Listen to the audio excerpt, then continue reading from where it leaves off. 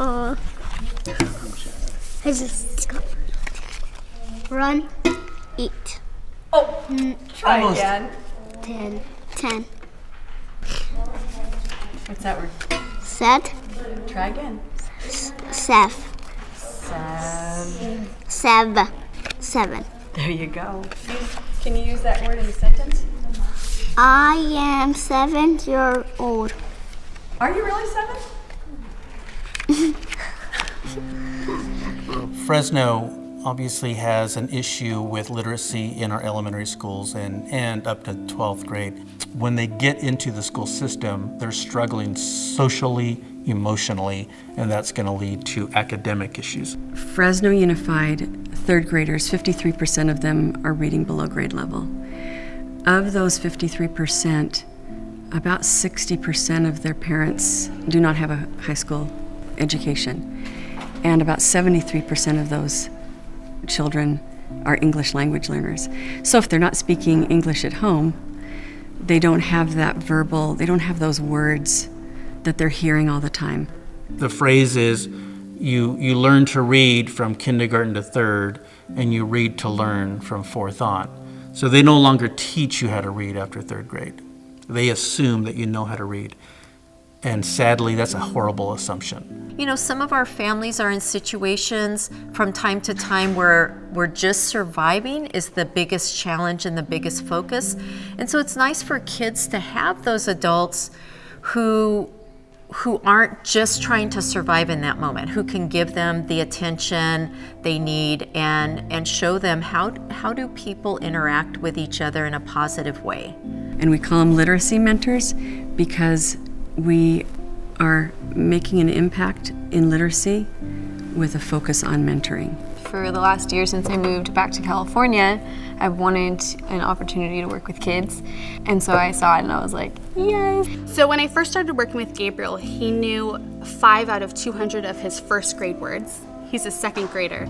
The teacher had expressed a lot of concern. He wasn't talking in class. He didn't say anything, was not progressing at all. Within 4, 5, 6 weeks, he knew all 200 words. He would just come back and he would be so excited. I would walk into a room and he would just jump up. He would be ready to go into the back of the room and read and work on these words. And his teacher would come up to me several times and say, he is progressing in class. He's talking in class. He's doing homework. He's talking with me. He's moved up 2 grade levels with comprehension. And don't you feel so proud that you're almost done with all of your words?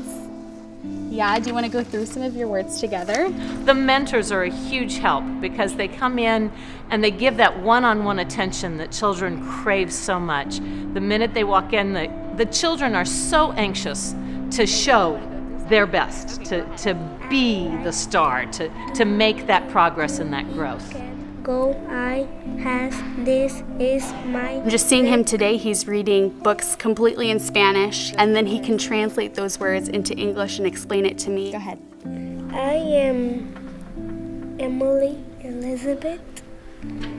I have 1 dog. We kind of make it a game where he is teaching me Spanish and I'm teaching him English, because I can't do it on my own and neither can he. And so if we can work together and make it a game and make it fun and encourage one another. He has friends now before he wasn't talking to anybody or building relationship with anybody else, and so he has another outlet. Each of the kids, I think, started at 100 words or 105 words, and now we're at 175 words. That's a lot. That's a lot of words for these kids, and to know what they mean as well.